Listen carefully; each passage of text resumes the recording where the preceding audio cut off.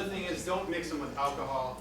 I used to work at a hospital in my undergrad, and we would always have people coming in who were feeling heart palpitations or feeling weird after drinking a bunch of Jaeger and Red Bull or vodka Red Bulls. It's giving yourself a stimulant and a depressant at the same time. Your body does not like that. I heard some med students whispering that that's my favorite drink.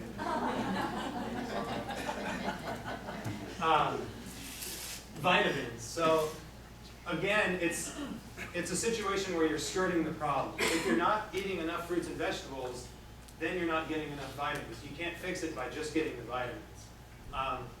There's actually a lot of research out there that shows that vitamin deficiencies contribute to certain conditions. And then they look at, oh, do individuals who just take vitamin supplements, does that help with those conditions as much as eating fruits and vegetables if they were to get it from natural sources? And the answer is no. It's much better to get your vitamins from natural sources. One, because your body is designed to absorb them from fruits and vegetables. It's not really designed to absorb 1,000 milligrams of vitamin C at a time. It's just not how your body works. It's not how we evolved. So get your vitamins from fruits and vegetables. Americans have the most expensive urine because we take all these supplements, our body can't handle them, and then we just pee them right down the drain. So the best vitamin supplements are grown from the earth, not synthesized in the lab. So here's some cautionary tales on supplements, and I'm going to talk about this a little bit more, but here's some supplements. This one particular supplement is now off the market, but this was a stimulant used by athletes and people looking to lose weight. It's called ephedra.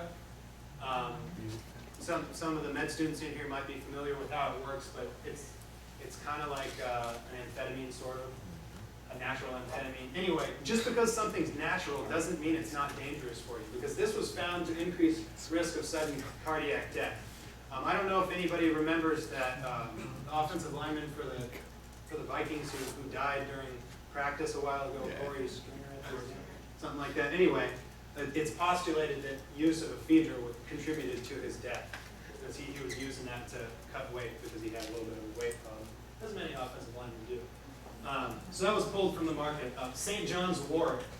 This is actually a decent natural supplement for depression, but the problem is it interferes with your liver in such a way to lower the plasma levels of the drug that you're taking. So, for example, there's certain talk about oral contraceptives, and that it interferes with your liver, making it so that the levels of oral contraceptives aren't at a contraceptive level in your blood, and so it would enable women to get pregnant even though they're taking oral contraceptives because the St. John wort's interacting with it. So the main lesson on this, I'm going to talk about in just a second, but always talk to your doctor when you're taking any sort of supplement, and be wary of claims that supplements make. Many are made in China, and those that aren't, just like the ones made in China, the manufacturer is not regulated by any major institution, so you really don't know what you're taking. The pills that you're taking, the very same thing on one aisle, you take two of the same exact thing, one can have completely different contents than the other. There's just nothing regulating it. So it's not, I really don't think it's something to waste your money on.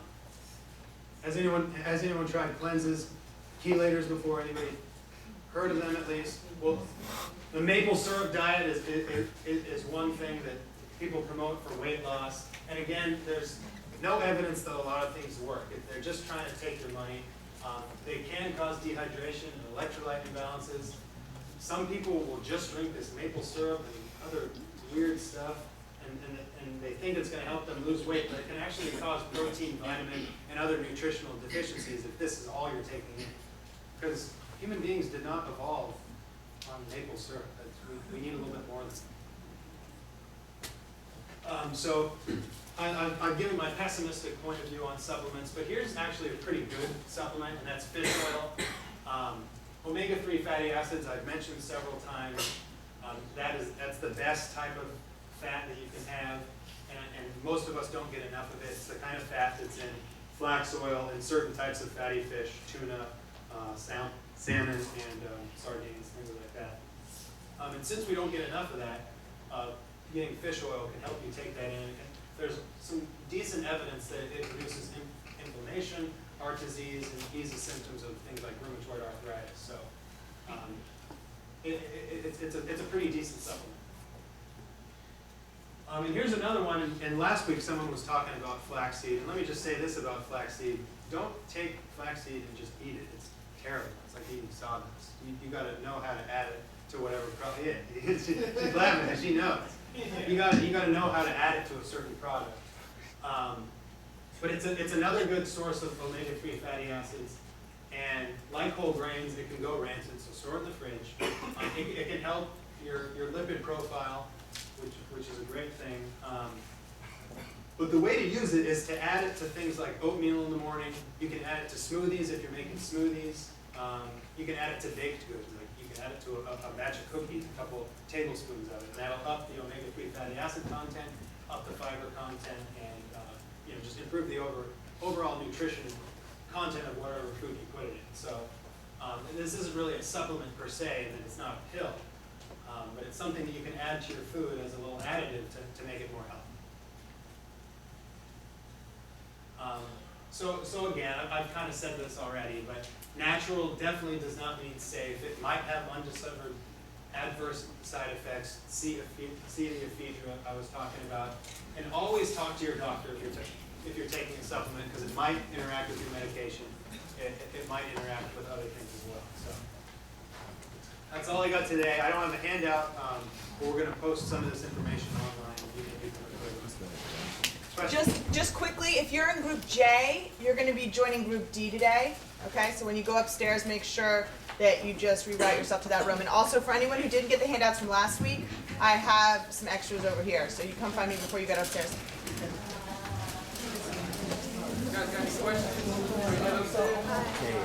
Questions? No, it's more of a statement.